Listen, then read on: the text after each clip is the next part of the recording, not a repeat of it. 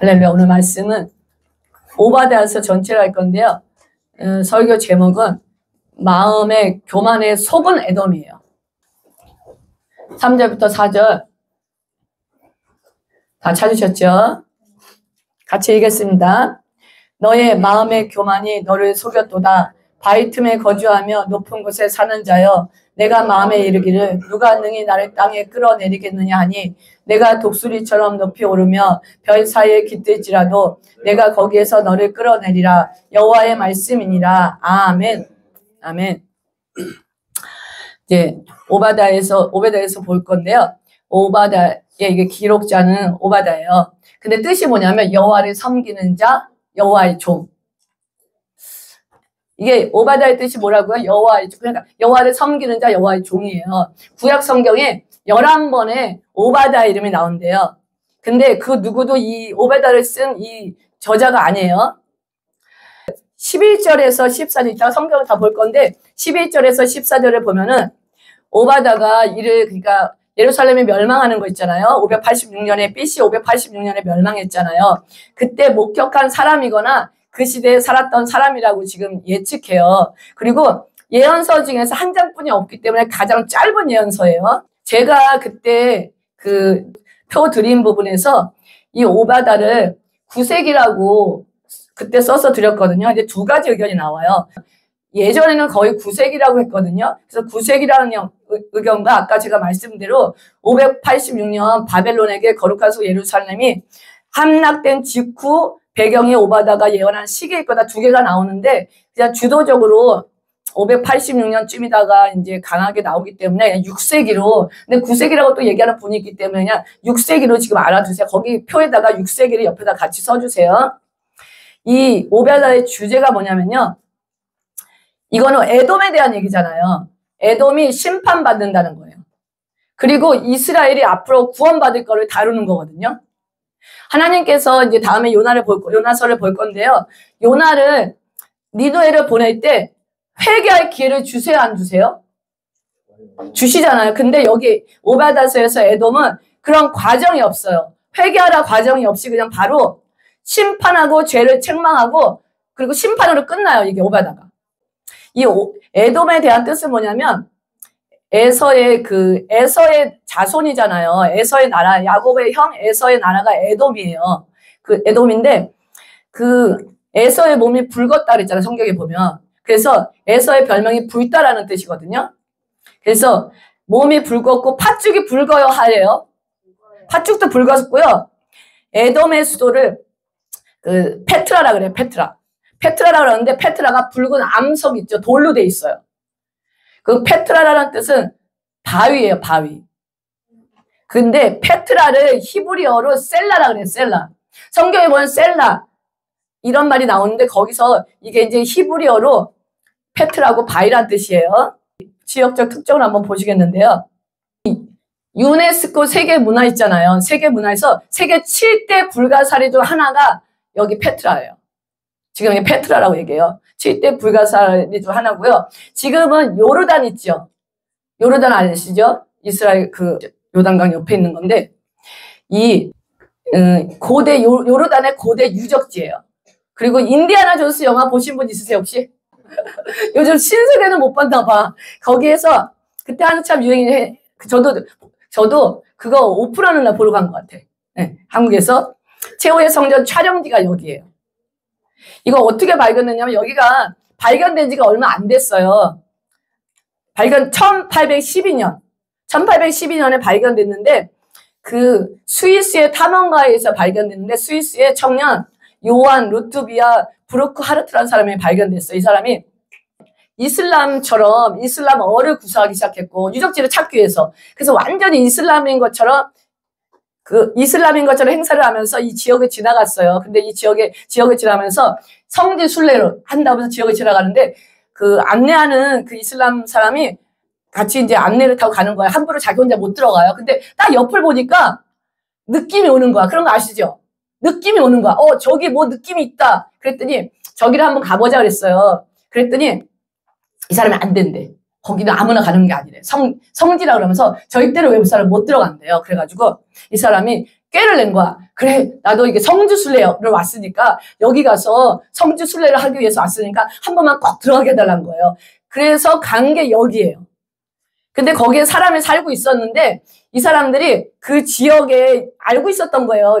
여기 살고 있던 사람들은 알고 있었어. 근데 만약에 이제 이게 세계에 이제 알려질 경우는 여기가 이제 7대 불가사리 중 하나가 되잖아요. 그러면 여기에 사람이 살 수가 없어요.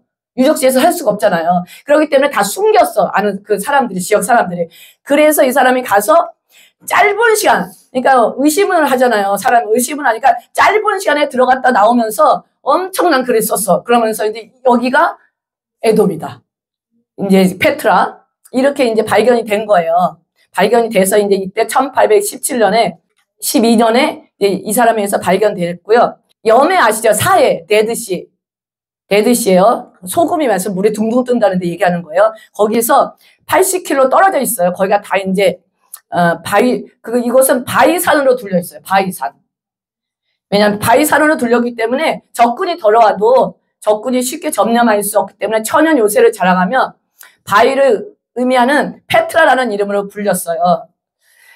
지금 이제 여기가 에돔 설명할 때 저기 맨 끝에 아카바만 아시죠? 보이죠?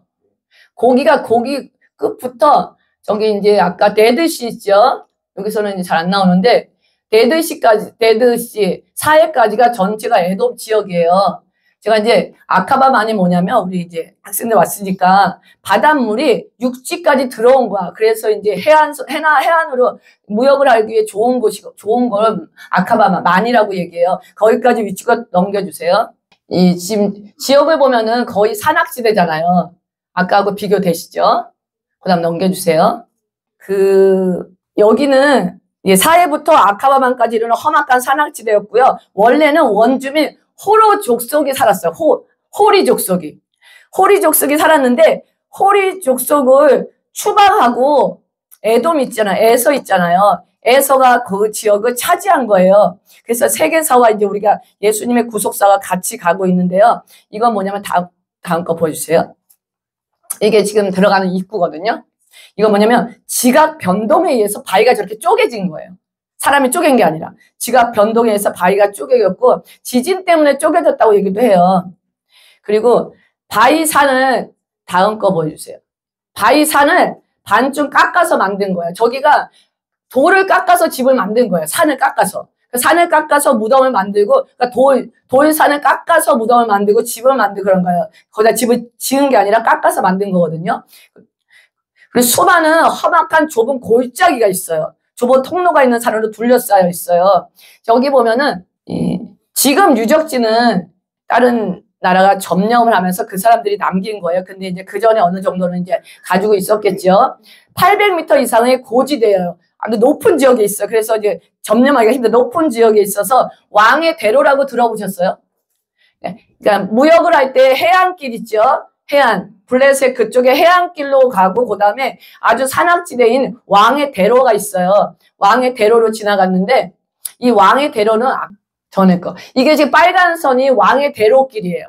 그래가지고 아프리카부터 아시아 이쪽을 지나가면서 무역을 했는데 이 에돔이라는 나라가 그 에돔의 나라를 지나가는 그러니까 왕의 대로가 지나가는 길에 에돔이 있었어요. 그래서 민수기를 지나가는데 대로라는 말이 나오는데 그 왕의 대로 여기를 얘기하는 거예요. 여기 사람은 어떻게 먹고 살았냐면 이집트, 시리아 또 밑에가 남부 아라비아예요. 그 항로길 사이에 무역을 통해 생활을 했어요. 그래서 소금과 향료를 수출했고요. 엄청난 구리강을 통해서 굉장히 잘 살았어요, 이 동네가. 그리고 이제 무역하는 사람들이 갈 때 강도짓을 해서 뺏기도 하고 막 이렇게 하고 지나갈 때 지나가는 통행료를 받아요. 그러니까 가만히 있어도 돈이 벌리는 곳이 에돔이었어요. 높이 있었기 때문에 아까 봤듯이 길이 좁았잖아요. 좁으니까 적이 들어올 때 한 번에 들어올 수가 있어요, 없어요? 못 들어오니까 이게 적이 들어와도 그냥 죽여버리면 되니까 굉장히 난공불락이었거든요. 그러니까 자신만만했어요. 지금 에돔의 수도는 오늘날 요르단 남부에 있고요. 세이산에 있는 페트라였어요. 도시 사방이 아까 말한 것처럼 바위로 다 둘려 있어요. 에돔 사람은 이런 천연 요새를 믿고 교만했던 거예요. 근데 이제 여기 보면은 그 돌을 깎아가지고 사람이 먹는 물이 그쪽에 흘러요. 800m 산꼭대기잖아. 그리고 한쪽은 또 길을 깎아가지고 짐승이 먹는 물이 흘러요. 이렇게 이제 만들어놨어요. 그래서 불가사리라고 얘기하는 거거든요. 이스라엘과 에돔의 관계를 볼게요. 에돔의 멸망을 이사야 34장, 예레미야 49장, 에스겔 35장에서 다루고 있어요. 근데 여기서 보면은 에돔이 우상숭배를 했어요. 우상숭배를 했음에도 우상숭배에 대한 질책이 없어요. 여기 책 자체에서는. 그 야곱이 바단 아람 외삼촌 라반의 집에서 돌아와 에서 만날 때 그때 만날 때에서는 그때 세일산의 원주민 호리 족속을 추방하고 이미 점령한 상태였어요. 만날 때. 이제 언제부터 문제가 생겼냐면 출애굽 때 아시죠? 출애굽 때 이스라엘 백성이 에돔 땅을 지나가자고 얘기했어요. 이게 왕의 대로예요. 근데 에돔이 이를 거부하고 강한 문산을 거느리고 나와서 대항했어요. 못 가게 했어. 때문에 이스라엘은 홍해로 내려가는 길을 따라 에돔을 우회하면서 지나갔거든요. 민수기 20장 14절에서 21절에 나와요. 오늘 찾아보진 않을게요. 사울 왕 이후로 사울 왕 때부터 해서 계속 에돔과의 전쟁이 있었어요. 사울 왕이 에돔을 점령하고 또 이제 이스라엘이 우상 숭배할 때는 또 에돔이 와서 또 치고 막 이렇게 싸움이 계속 있었어요. 근데 이제 BC 605년부터 BC 586년에 대략 20년간 바벨론이 남유다를 침공했잖아요. 그리고 결국 586년에 망했어요. 유다가 바벨론의 느부갓네살에 의해서 패망할 때 에돔 사람이 너무 기뻐했어요. 크게 기뻐했다고 그랬어요. 뿐만 아니라 약탈하고 사람을 죽이기까지 했어요. 508 그때. 이러한 에돔 족속은 하나님의 백성을 향해 이때가 자기들의 원한을 풀 수 있는 절호의 기회라고 생각한 거야. 그런 눈으로 이제 그 바벨론 침략을 바라본 거예요. 그래서 바벨론군과 동맹했어요. 그래서 이제 형제 나라거든요. 이스라엘과 에돔은 형제 나라예요. 형제 나라인데 형제를 공격하고 유다 땅을 황폐화시킨 데 협력했어요. 잠깐 이제 이따가 읽을게요. 에돔 사람의 개입이 전쟁에 살아나는 사람에게 얼마나 큰 상처를 줬는지 몰라요. 성경 이따가 찾아볼 건데 나중에 17절에 보면요. 예언자는 지금은 폐허인 시온산이 언제나 안전한 피난처가 되고 아무도 그것을 손댈 수가 없게 되리라 하면서 이 얻어맞고 힘들어서 기가 꺾인 사람들을 지금 위로하고 있어요. 그 신구약 중간기 아시죠? 이번에 이제 우리 박상희 간사님이 얘기했는데 신구약 중간기에 에돔과 이스라엘 관계가 또 있어요. 그래서 다음번에는 좀 더 이제 자세히 설명하기 위해서 박상희 간사님이 나와서 신구약 중간사에 이런 관계를 좀 더 그 부분을 디테일하게 설명해 줄 거예요. 재밌는 시간이 있을 거예요. 한 번 하기에 양이 많아서 간사님이 해줄 거고요. 유다가 패망한 후 580년에 망했잖아요. 그때 에돔은 유다를 압박하기 시작했어요. 그런데 BC 300년, BC 기원전이죠. BC 300년에 북아라비아를 지배하던 나바테아인이라는 한번 해보세요. 나바테아인에 의해서 에돔의 수도를 빼앗겼어요. 그리고 쫓겨났어요. 거기서 쫓겨난 거예요. 그래서 지금 남아있는 우리가 찾아본 많은 유적들이 있어요. 그 유적들이 언제 유적이냐면 BC 300년경 나바테아인의 유적이에요. 이게 유적인데 그게 에돔을 몰아내고 나바테아 왕국을 건설했어요. 이게 페트라에서 쫓겨난 에돔은 유다의 남북뿐 아니라 북부에 있는 헤브론 있죠. 헤브론까지 압박하기 시작했어요. 그러면서 이제 그리스 로마인들은 이 에돔을 그때 이두메라고 불렀어요. 이두메는 부있다, 에돔에 속한이라는 뜻이거든요. 근데 그때 이제 신구약 중간기에 마카비 혁명이 있었다 그랬잖아요. 마카비 혁명이 있으면서 하스모니아 왕조가 이제 그때 이제 나라를 다스렸어요. 독립적으로 다스릴 때 그때 이제 하스모니 왕조 중에 BC 125년에 요한 힐카누스가 있어요. 요한 힐카누스가 엄청난 땅을 그때 차지했었거든요. 거의 솔로몬 때의 땅을 차지했다 그래요. 근데 이때 지금 이제 이두메를 정복하고 강제 할례를 시킨 거예요. 그래서 유대인의 합병을 시켜놨어요. 유대인의 합병을 시켜놨기 때문에 그 에돔 사람이 로마가 유대를 정복할 때 헤롯 왕조가 시작될 수 있는 이유가 그거예요. 요한 힐카누스 때 할례를 시키면서 유대인을 합병시켰기 때문에 이스라엘을 다스릴 수 있는 근거가 됐었어요. 이때 이제 그 안티파터의 아들 데헤롯 아시죠? 데헤롯이 누구냐면은 BC 37년에 팔레스타인의 실질적인 지배자가 되어서 유대인의 왕으로 등극하게 된 사람이 이제 데헤롯인데, 예수님 탄생 때 2살 이하 영아를 살해하라고 명령한 사람이 데헤롯이에요. 그 아들들을 우리는 그냥 헤롯이라고 얘기해요. 이때 이제 에돔 사람이라는 거예요. 신약시대의 예수님 공생의 기간에 이두메 사람들도 예수님이 하신 일을 듣고 찾아왔었어요. 마가복음 3장 8절에 나와 있거든요. 근데 이두메는 결국 몇 년에 망했냐면, 예루살렘이 멸망할 때 같이 완전히 멸망했어요. 결국 AD 70년에 망했다 그랬잖아요. 디도 장군에 의해서 로마에. 예루살렘이 함락과 함께 이 이두메인들은 타 민족에 동화돼 버렸어요. 그래서 역사 속에서 완전히 사라졌어요. 이게 지금 오바다 얘기처럼. 근데 야곱 족속 이스라엘은 오늘날까지 하나님의 구원 역사를 이루어가고 있죠. 지금의 이스라엘이에요. 근데 에돔 족속은 역사 속에 사라져 버렸어요. 우리가 성경을 읽다 보면 이제 여기 있다 보면 시온이란 말이에요. 시온이란 말이 나오죠. 시온은 그 지금 있는 예루살렘의 남동쪽 부분에 있던 산동은 성을 얘기해요. 이 시온 성은요, 그 다윗이 점령한 게 시온 성인데 다윗성이라고 바꿨는데, 그때 누가 다스리고 있었냐면 성경을 보면 여부스 있죠. 여부스 족속의 요새예요. 그래서 예루살렘도 산 위에 있기 때문에 굉장한 요새였거든요. 근데 이제 다윗이 정복하고 다윗성이라고 이름을 바꾼 거예요. 그래서 시온과 예루살렘이 성경에서 나올 때는 하나님이 거하는 구원하시는 처소라는 상징을 나타낸 거예요. 그래서 이제 시온과 예루살렘이 나올 때 구원의 처소라는 상징이라는 거 아셔야 돼요. 이게 이제 기록 목적을 보면요, 이 사람들은 에돔 사람들이요 되게 스마트했대요. 그리고 이제 부자였잖아요. 이렇게 살면서 부자고 강했어요. 이스라엘 백성보다 자신이 우월하다고 생각했어요. 근데 지금 이 역사를 알 거예요. 그쵸? 에돔 사람들이 역사를 알 거거든요. 에서와 야곱을 역사를 알 건데 자신의 위치를 제대로 알지 못하는 거예요. 그리고 출애굽할 때도 기생 라합도 소식을 듣고 구해줬잖아요. 여호수아 갈렙을 구해줬는데 자신이 어떤 위치인지도 모르고 교만하게 이스라엘을 무시하고 하나님의 구원사 역사, 구속사 역사적으로 사용하는 지금 이스라엘이었거든요. 무시하고 멸시하고 조롱하고 이런 거에 대해서 하나님은 에돔의 악한 행위를 용서하지 않겠다는 걸 보여주시는 거예요. 용서하지 않겠다는 건 확신에 찬 메시지를 전달하고 있거든요. 하나님이 자기 선택한 백성을 포기하지 않고 잊지 않으신다는 의미가 여기 들어있고요.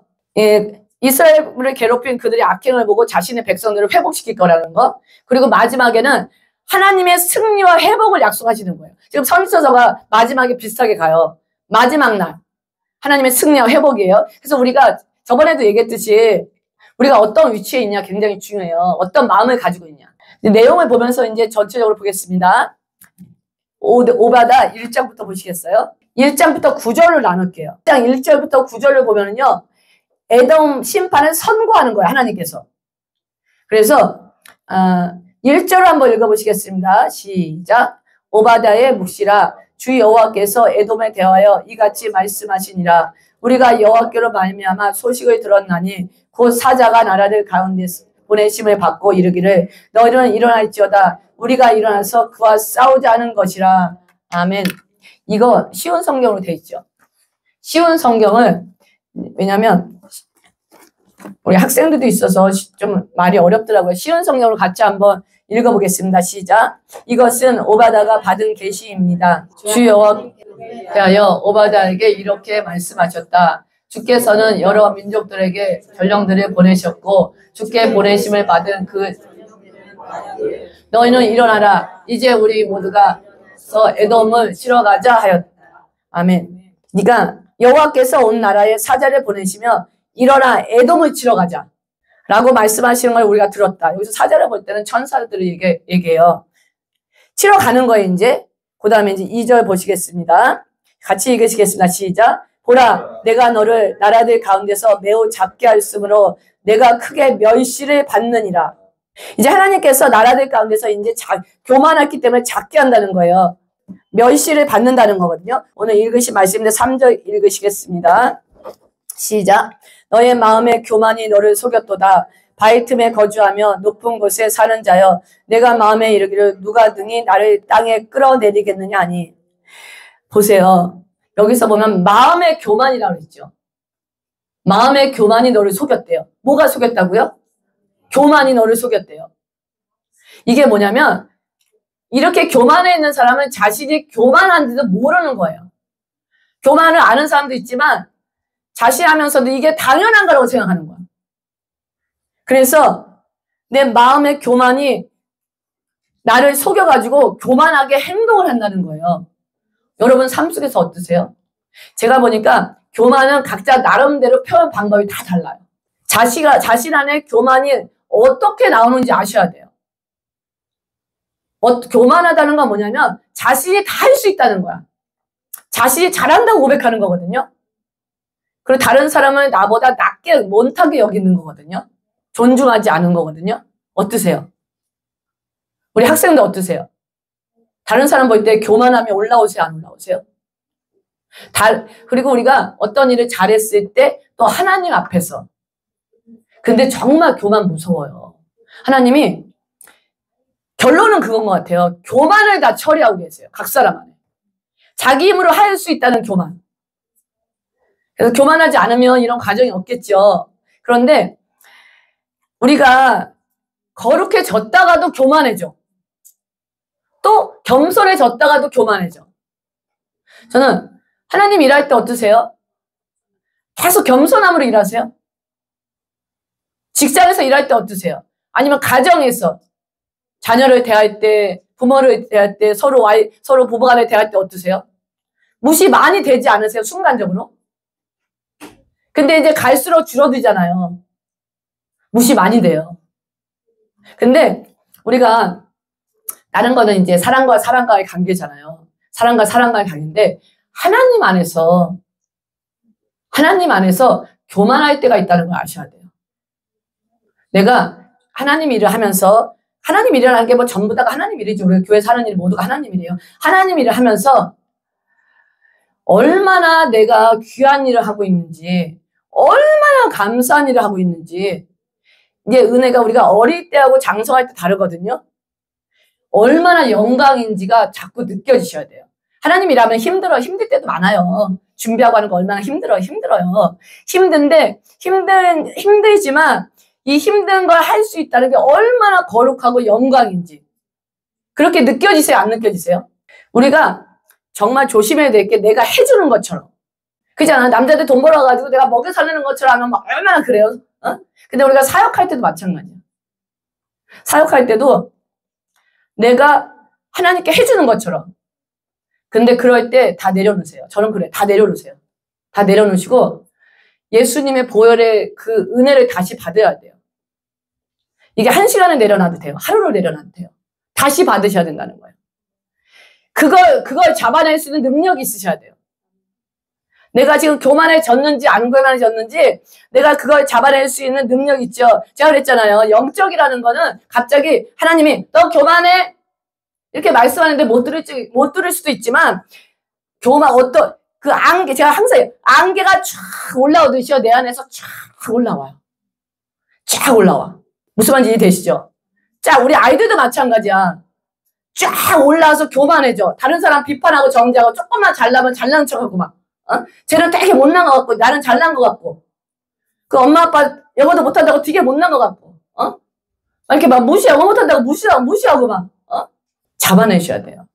하나님 일할수록 더 잡아내셔야 돼요. 왜냐하면 하나님이 쓰시고도 버림받을 수 있다는 걸 아셔야 돼요. 쓰시고 하나님이 이제 악인들 쓰시고 선인들 쓰시잖아요. 그래서 우리가 정말 이 에돔 오바다를 읽으시면서 오바다를 생각하시면서 하나님의 이스라엘은 정확히 아셔야 돼요. 하나님이 예수님을 통해서 한민족을 택하셔서 온 인류를 구원하기 위해서 이스라엘을 택하신 거예요. 그래서 이집트에 가서 민족을 만드시고 출애굽해가지고 법을 주시고 그 다음에 땅을 만들기 위해서 가나안에 들어가는 민족이거든요. 이게 보여야 돼요. 주위에서 하나님 일을 하는 사람이 있거나 또 하나님께 열심히 하는 사람도 있으면 우리가 다른 눈으로 보는 시선이 있으셔야 돼요. 이게 구속사에 하나님이 이 역사 속에서 일하시는 하나님 보셔야 돼요. 그냥 내 개인적인 것만, 나만 잘 먹고 잘 살고, 내 병 고치고, 나만 잘 되고, 이런 관점에서 이제 하는 그 어린아이의 관점이에요. 그렇게 어린아이 때는 그럴 수 있어요. 그런데 이제 조금 크면은 이제 하나님의 구속사, 하나님이 어떻게 지금 세계를 이끌어 가시고, 또 하나님의 성경 속에서 어떻게 이스라엘을 이끌어 가시고, 또 다시 오시 예수님을 기다리는 그런 이제 시선에서 봐야 된다는 거예요. 그 다음에 이제 사절 읽었으니까 사절도 교만하다는 거예요. 지금 계속 1절부터 9절까지 심판 선고라고 하고 있거든요. 5절 한번 읽어보시겠습니다. 시작. 혹시 도둑이 내게 이르렀으며 강도가 밤중에 내게 이르렀을지라도 만족할 만큼 지면 그치지 않아야겠느냐. 혹시 포도를 따는 자가 내게 이르렀을지라도 그것을 얼마쯤 남기지 아니하겠느냐. 내가 어찌 그리 망하였는고. 이건 뭐냐면 여기 그랬잖아요. 강도가 밤중에 들어와도 다 훔쳐가는, 집안에 있는 거 싹 긁어가는 거 아니잖아요. 자기가 필요한 것만 긁어가잖아요. 그리고 포도를 따러 와도 포도 따러 와서 포도를 전체를 다 따가는 거 아니잖아요. 그런데 이제 이제 만약에 에돔은 그렇게 전부 다 잃어버린다는 거예요. 전부 다 가지고 전부 다 망한다는 얘기거든요. 6절에 보면은 그러나를 붙여서 읽겠습니다. 시작. 그러나 에서가 어찌 그리 수탈되었으며 그 감춘 보물이 어찌 그리 빼앗겼는고. 7절 너와 약조한 모든 자들이 다 너를 쫓아 변경에 이르게 하며 너와 화목하던 자들이 너를 속여 이기며 내 먹을 것을 먹는 자들이 내 아래에 함정을 파니 내 마음에 지각이 없음이로다. 그러니까 이제 같이 동맹을 맺었던 나라들한테 전부 나라들이 들어와서 다 뺏어간다는 얘기잖아요. 여기서 내 마음에 지각이 없음이로다. 그런데 너는 그것을 깨닫지 못하고 지금 교만하다는 거거든요. 8절부터 11절을 보면은, 개역개정에 보면은, 날이란 말이 11번 나와요. 11번. 그날, 여호와의 날, 8절 읽어보시겠습니다. 시작. 여호와의 말씀이니라. 그날에 내가 에돔에서 지혜 있는 자를 멸하며, 그날, 심판의 날이에요. 에서의 산에서 지각 있는 자를 멸하지 아니하겠느냐. 이건 뭐냐면, 이때 자기가 지혜롭고 똑똑하다고 했잖아요. 지혜롭고 똑똑한 자. 이런 자들을 다 멸망시키겠다는 거거든요. 9절 읽어보시겠습니다. 드마나 내 용사들아 놀랄 것이라. 이로 말미암아 에서의 산에 있는 사람은 다 죽임을 당하여 멸절되리라. 여기서 9절의 드마는 누구냐면요. 에서의 장자가 엘리바스예요. 엘리바스의 장자가 드만이에요. 그리고 다른 데는 대만이라고도 나와요. 드만, 대만이거든요. 그러니까 드만, 대만은 여기서 에돔을 대표하는, 에돔의 온 땅을 대표하면서 드만이라고 하는 거예요. 에돔 전 지역을 가리키는데 다 멸절되리라는 거예요. 10절부터 이제 10절부터 14절은 왜 심판하려는지 심판의 이유를 지금 대고 있어요. 10절부터 14절 나눠주세요. 10절에서 14절. 자, 우리 어린이들 우리 주일학교 질문할 때 단답식이 아니에요. 그러니까 쉬운 예로 왜 에돔이 심판당해요? 이런 식의 물어볼 거예요. 자, 심판 이후 10절 읽어보시겠습니다. 내가 내 형제 야곱에게 행한 포악으로 말미암아 부끄러움을 당하고 영원히 멸절되리라. 멸망 이유가 뭐래요? 네, 야곱에게 행한 포악함으로 말미암아 멸절당한다는 거고. 11절 또 시작. 내가 멀리 섰던 날 곧 이방인이 그의 재물을 빼앗아가며 외국인이 그의 성문에 들어가서 예루살렘을 얻기 위하여 제비 뽑던 날에 너도 그들 중에 한 사람 같았느니라. 그러니까 바벨론이 쳐들어와서 외국인들이 쳐들어와서 할 때 에돔 사람도 이때다 하고 자기도 같이 들어와서 이제 괴롭히고 뺏어갔다는 거예요. 12절 시작. 내가 형제의 날 곧 재앙의 날에 방관할 것이 아니며 유다 자손이 패망하는 날에 기뻐할 것이 아니며 그 고난의 날에 내가 입을 크게 벌릴 것이 아니며. 이건 뭐냐면 우리가 이제 쉬운 성경으로 한번 읽어볼게요. 12절 시작. 내 형제 야곱의 환난을 당하던 그날 너는 방관하지 말았어야 했다. 내 백성 유다 자손에 패망하던 그날 너는 기뻐하지 말았어야 했다. 그 고통의 날에 너는 입을 크게 벌리고 웃지 말았어야 했다. 이 말이에요. 이해되시죠? 넌 웃지 말았어야 돼. 방관하지 말고 도와줬어야 되라는 거야. 도와줬어야 돼. 기뻐하고 도와주지도 않고요. 웃었다는 거예요. 그 다음에 13절 읽어보시겠습니다. 여기서부터는 13절은, 12절은 일반적인 죄를 얘기했고요. 그 다음에 이제 13, 14절은 이게 상세한 죄예요. 자세한 죄. 13절 읽어보시겠습니다. 13, 14절 읽어보시겠습니다. 내 백성이 환난을 당하는 날에 내가 그 성문에 들어가지 환난을 당하는 날에 내가 그 고난을 방관하지 않을 것이며 환난을 당하는 날에 내가 그 재물에 손을 대지 않았을 것이며 내 거리에 서서 도망하는 자를 막지 않을 것이며 고난의 날에 그 남은 자를 원수에게 넘기지 않을 것이니라. 그 586년에 그때 왕이 시드기야잖아요. 시드기야가 그의 군대와 함께 도망갔어요. 동쪽으로 해서 탈출을 하는데 이 에돔이 탈출할 때 에돔이 도로를 막아버린 거예요. 그 여리고 평원에서 그 도로를 막아버려가지고 여리고 평원에서 시드기야가 잡힌 거예요. 그래서 눈에서 눈을 빼버리고 이게 끌고 왔잖아요. 그러니까 도망가는 자도 전부 다 막아버렸어. 그러니까 시드기야이 이 에돔 때문에 잡혔다고 얘기해요. 바벨론에 잡혀갈 때 그 애통하는 이제 성경 구절이 있는데 한번 여기는 찾아보겠습니다. 시편 137편 7절. 시편 137편 7절. 시작. 여호와여 예루살렘이 멸망하던 날을 기억하시고 에돔 자손을 치소서. 그들의 말이 헐어버리라 그 기초까지 헐어버리라 하였나이다. 이렇게 에돔 자손이 이제 할 때 여기서 강조하는 건 형제의 나라는 거예요. 형제의 나라. 형제. 그 다음에 예레미야 4장 21절을 볼게요. 예레미야 4장 21절이요. 한번 읽어보시겠습니다. 시작. 내가 말을 보며 나팔 소리를 듣기를 어느 때까지 앓고 내 백성은 나를 알지 못하는 어리석은 자여 지각이 없는 미련한 자식이라. 악을 행하기에는 지각이 있으나 선을 행하기에는 무지하도다. 예레미야 4장 21절이에요? 저 잘못 썼나 보네. 그러면 다시 에스겔 25장 12절부터 14절. 시작. 주 여호와께서 이같이 말씀하셨느니라. 에돔이 유다 족속을 쳐서 원수를 갚았고 원수를 갚으심으로 심히 범죄하였도다. 그러므로 주 여호와께서 이같이 말씀하셨느니라. 내가 내 손을 에돔 위에 펴서 사람과 짐승을 그 가운데서 끊어 대만에서부터 황폐하게 하리니 드단까지 칼에 엎드려지리라. 내가 내 백성 이스라엘 손으로 내 원수를 에돔에게 갚으리니 그들이 내 진노와 분노를 따라 에돔에 행한즉 내가 원수를 갚음인 줄을 에돔이 알리라. 주 여호와의 말씀이니라. 아멘. 이제 계속 이제 에스겔서 35장에서 나오는데요. 이제 이렇게 이 에돔 이렇게 끌려갈 때 그렇게 방관했던 그에게 조롱했던 에돔을 향해서 원수를 갚아주라고 시편 말씀처럼 그렇게 이제 굉장히 원방했다는 거예요. 이스라엘 백성들이요. 그러니까 혼내는 사람보다 옆에서 지켜서 거드는 사람이 더 얄밉잖아요. 그런 식이 됐다고 볼 수도 있어요. 15절 읽어보시겠어요? 15절부터 16절은 그러니까 심판의 본보기를 보여주는 거예요. 에돔이 모든 악에 대한 심판의 본보기가 되는 거거든요. 하나님이 모든 만국을 모든 나라를 심판하실 때 특히 에돔이 본보기로 심판을 받는다는 거예요. 15절부터 16절 읽겠습니다. 여호와께서 만국을 벌할 날이 가까웠나니 내가 행한 대로 너도 받을 것인즉 내가 행한 것이 내 머리로 돌아갈 것이라.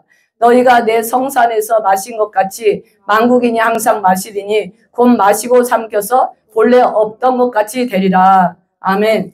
이건 뭐냐면 에돔 족속이 예루살렘이 멸망당할 때 하나님의 성산에서 기뻐하고 먹고 마시고 비웃었거든요.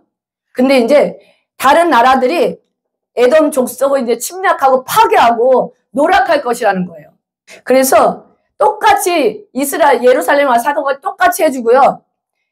에돔 족속이 처음부터 있던 게 아니잖아요. 본래 없던 것처럼 완전히 사라지게 한다는 지금 그 말씀을 이제 하고 있는 거거든요. 예. 17절부터 21절은 뭐냐면요.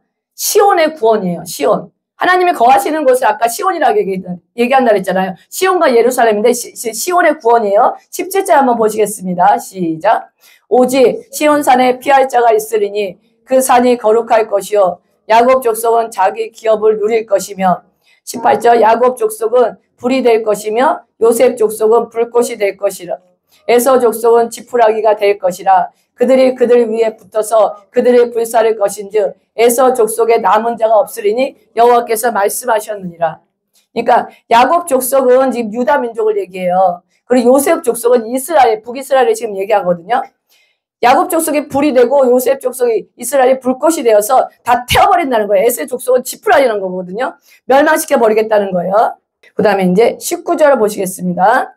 시작. 그들이 네겝과 에서의 산과 평지와 블레셋을 얻을 것이요 또 그들이 에브라임의 들과 사마리아의 들을 얻을 것이며 베냐민은 길앗을 얻을 것이며.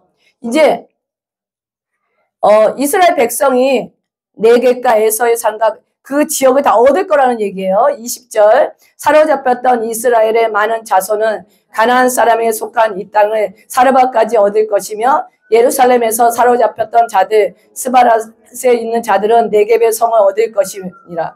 이건 뭐냐면 북이스라엘 있잖아. 처음에 사로잡혔던 이스라엘 자손, 북이스라엘은 가나안 사람에 속한 이 땅을 사르바까지 얻을 것이며. 그러니까 원래 가나안 사람들이 주인이었잖아요. 사르밧이 어디냐면 두로와 시돈 사이에 있는 지중해 연안에 있는 한 도시예요. 그러니까 그것까지 다시 돌아와서 다 얻을 거라는 거예요. 그리고 여기 보면은 예루살렘에 사로잡혔던 자들, 곧 스바랏에 있는 자들은 네겝의 성을 얻을 것이라 그랬는데 여기 스바랏은 어디냐면 오늘날 터키, 그리스를 추정한대요. 근데 사로잡혀간 곳이 먼 곳이든 어디든지 상관없이 하나님의 백성은 자기 백성을 다 회복시킨다는 거예요. 멀리 잡혀가서 다 회복시킨다는 거예요. 하나님의 백성은요. 그래서 네겝은 이제 이스라엘 성읍이거든요. 성읍을 얻을 것이라는 얘기를 하고 있어요. 21절 마지막 보겠습니다. 시작. 구원받은 자들이 시온산에 올라가서 에서의 산을 심판하리니 나라가 여호와께 속하였느니라. 아멘. 이제 시온산에 올라가서 에서의 산을 심판한대요. 시온은 하나님이 이제 거하시는 곳이라고 했잖아요. 나라가 여호와께 속하였느니라. 그러니까 모든 나라가 이제 여호와께 속하는 나라라는 거거든요. 모든 나라와 모든 인류가 오직 하나님 한 분의 통치 안에 들어간다는 거예요. 아멘?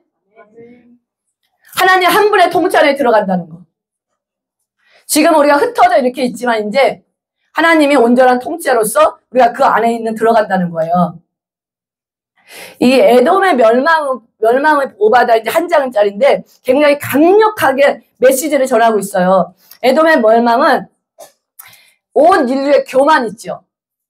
교만을 심판하시고 모든 민족을 치유할 평화의 나라가 도래한다는 것을 의미해요.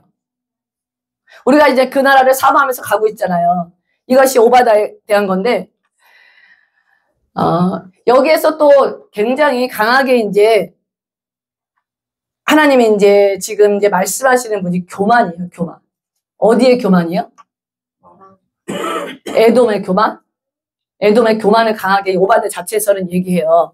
근데 아까 이게 교만을 가장 얘기하고 그 다음에 이제 아까 얘기한 것처럼 3절에 보면 너의 마음의 교만, 오늘 제목 있잖아요. 제목. 너의 마음의 교만이 너를 속였도다. 지금 자신을 한번 보세요. 교만이 보이세요? 안 보이세요? 자신의 교만이? 보여요. 보여요. 보여요. 교만이란 말을 아예 생각 안 하면 그냥 교만한지 안 한지도 모르겠어요. 그리고 내 영을 제대로 체크 안 하면 교만한지도 모르겠어. 근데 근데 이게 있어요. 여러분, 이제 교만하다고 너무 낙심하지 마시고 회개하고 이제 우리가 제대로 돌아오면 되는데 하나님이, 그러니까 숨어있던 교만을 확 드러낼 때가 있어요. 교만하지 말라고 교만을 드러내요. 이해되세요? 교만하지 말라고 교만을 드러내요. 그러니까 그럴 때가 아닌데, 그럴 찬스가 아닌데 내가 막 이상한 말을 하고 있어. 막 참지 못하는 말을 하고 있어. 그렇게 안 해도 되는데. 그런 거 있잖아요. 하고 나서도 뭐라고 해야 될지만 애매모호해 막. 미안하다고 해야 될지, 미안하다고 하기도 자존심도 상하고, 이상해 막, 느낌이 이상해 막, 이거 내가 왜 했지 막, 이거 나올 말이 아닌데, 막 엉뚱한 말을 하고 있는 거야 지금 막. 근데 지기 싫어서 뭔가 그럴 때가 있잖아요. 그래서 하나님이 순간적으로 겸손하고 막 내가 잘 살고 있다 그럴 때 뒤흔들릴 때가 있거든요. 그럴 때 아셔야 돼요. 아, 하나님의 경고장이 날아왔구나. 그거는 뭐 이제 겸손하게 사니까 그게 아니라 경고장이 날라왔구나. 뭐 어떤 경고장이 날라왔냐면 나도 죄인이라는 경고장이 날라온 거예요. 너무 막 착하고 거룩하게 살다 보면 나는 막 아무 죄도 안 짓고 막 저 사람만 다 죄 짓는 것 같고 나는 홀리한 것 같다는 느낌을 받아요. 그럴 때 하나님이 흔들어가지고 따라서 해보세요. 나도 죄인이다. 나도 죄인이라는 이제 나도 죄인이라는 그 의식이 없으면요, 우리가 올라가면 내려오게 돼 있어요. 우리 호르몬 자체가 올라가면 내려가는 그 주기를 탈 수 있거든요. 그때 비판 정죄가 나와요. 그리고 거룩한, 이게 자기가 착하는 거야. 거룩한 정죄가 나온다고 생각해. 신앙 안에서 거룩한 정죄가 나온다. 왜 저렇게 못해? 왜 이렇게 저렇게 못해? 거룩한 정죄가 나와요. 거룩한 정죄 많이 해보셨죠? 그쵸? 우리 거룩한 정죄 사역하다 보면 집안에서 또 남편을 해서 와이프를 해서 참 거룩한 정죄 많이 했잖아요. 근데 이건 누구 문제가 아니에요. 어떨 때는 와이프가 거룩한 정죄, 또 어떨 때는 또 남편이 거룩한 정죄, 서로 사실 왔다 갔다 해요. 교회 안에서. 그래서 우리가 겸손함으로 하나님이 섬기러 왔다 그러셨잖아요. 이 말 굉장히 중요해요. 우리는 섬기러 왔다 그랬잖아요. 그래서 우리가 내가 지금 섬기고 있는지 안 섬기고 있는지를 보셔야 돼요. 주일학교 교사를 하면서 아니면 우리가 사역하면서 여러 가지 뭐 찬양대 통역하고 또 뭐 교회라고 전도하면서 섬기러 왔는지, 섬기는 자의 자세인지, 아니면 내가 그런 마음이 아니라 정말 무시하면서 섬기는 척 하는지. 그래서 우리가 먼저 선자로서 말씀을 먼저 받은 자잖아요. 말씀을 받은 자는 하나님이 더 중요한 어떤 책임을 주세요. 말씀을 먼저 받고 은혜를 먼저 받고 거룩히 지었잖아요. 그럼 책임을 주시는데 그 책임에 대해서 겸손함으로 우리가 섬기는 연습. 그리고 중요한 건 나보다 다른 사람을 높게 여기셔야 돼요. 저는 겸손을 딱 한마디로 정의하면은 성경에 있잖아. 다른 사람을 나보다 높게 여기는 거예요. 그러면 어떻게 높게 여길 수 있냐? 잘난 게 없는데 어떻게 높게 여길 수 있냐? 우리 그렇게 얘기할 수도 있죠. 하는 집마다 짜증나는 사람이 있어. 하는 집마다 아니야. 어떻게 높게 여겨? 그럴 수 있는데 아실 거 뭐냐면요. 우리가 한 명이라도 있죠. 아니 하나라도 장점이 있다는 걸 명심하셔야 돼요. 사람에게 모두가 하나 이상의 장점을 가지고 있어요. 그 장점을 보는 연습을 하셔야 돼요. 장점을 보는 연습을 하시고 장점을 향해서 칭찬하시고 장점을 향해서 그를 높게 여겨주시는 거예요. 단점을 보면서 낮추는 게 아니라 하나 가진 장점. 우리 현준이 형제 얼마나 멋있어요. 멋있어 안 멋있어요? 멋있어요. 넌 너무 멋있는 것 같아요. 왜 멋있는지 아세요? 비가 오건 눈이 오건 자기가 약속한 날은 빠지지 않고 와요. 아무 말 없이 조용히 예배 드리러 와요. 있는 듯 없는 듯 예배 드리러 와서 저렇게 앉아있어. 할렐루야. 얼마나 멋있어요? 너무 멋있어요. 옆에 사람 찾아보면은 제가 보면 하나, 둘, 셋, 10개, 20개 있는 너무 많아요. 그러니까 단점 보는 눈을 내려놓고 장점을 보면서 해야 되는데 이게 훈련이에요. 따라서 훈련하셔야 돼요. 그냥 단점만 보는 눈만 키워놓으면요. 맨 단점만 보여요. 저처럼. 제가 그랬어, 사실. 제가 저기서 하는 얘기 다 제가 한 거예요, 사실. 제가 그래서 자신은 난 날카로운 눈을 가지고 있어. 나는 매의 눈을 가지고 있어. 나는 모든 사람 단점을 다 알 수 있어. 이렇게 생각해. 근데 맞는 부분도 있을 수 있는데요. 그것만 보다 보면 거기다 사단에 투입되잖아. 사단이 투입하고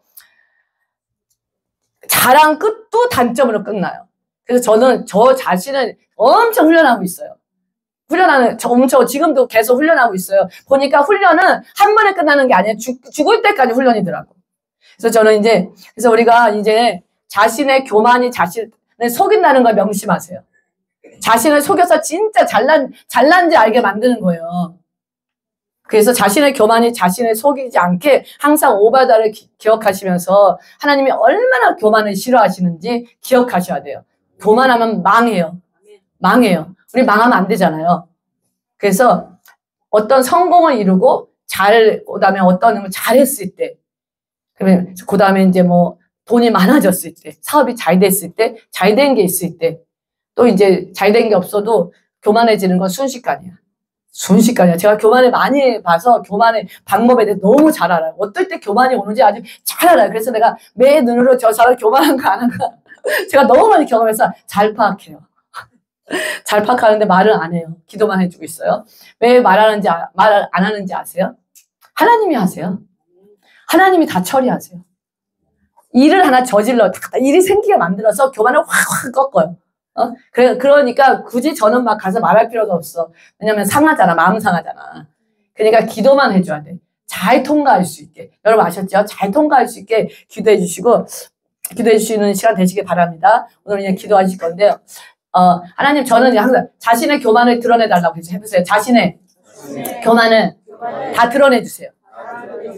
그리고 언제든지 드러날 때 내가 하나님 앞에 굴복하겠습니다.